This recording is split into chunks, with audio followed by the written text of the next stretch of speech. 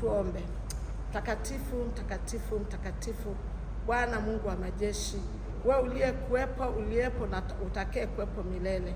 Baba, tunakuja mbele zako Mfalme, watu wako uliotuita kwa jina lako, uliotuumba kwa sura na mfano wako. Liko shauri asubuhi ya leo mbele yetu Jehova.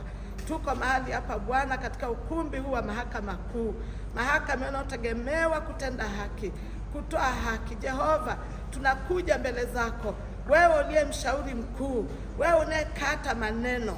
Bwana, tunakuja mikononi mwako, kukabidhi kesi hii mikononi mwako Mungu.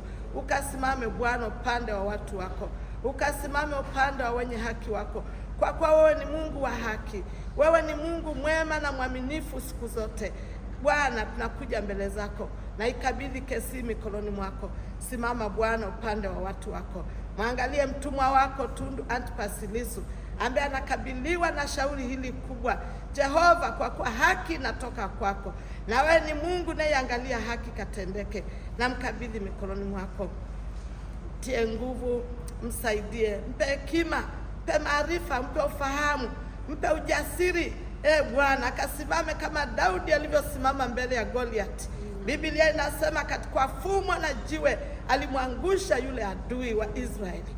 Asubuhi ya leo mtumishi wako akasimame katika ujasiri unaotoka kwako, ukimjaza hekima na maarifa na ufahamu unaozidi hekima ya Suleiman.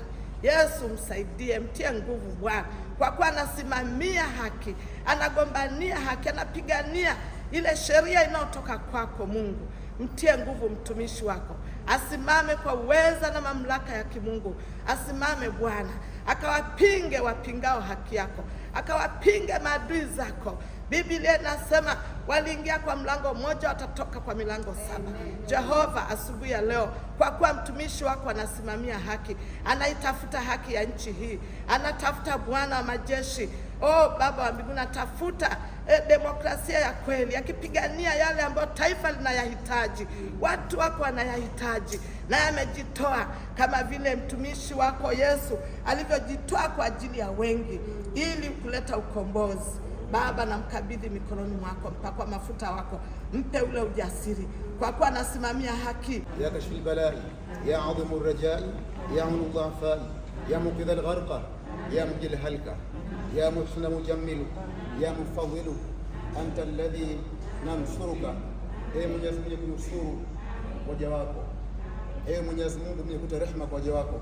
Tunakuomba salama na amani katika taifa letu, na haki tendeke kwa idhini yako Mwenyezi Mungu Subhanahu wa Ta'ala, kwa kuwa unaona kinachotendeka katika taifa letu.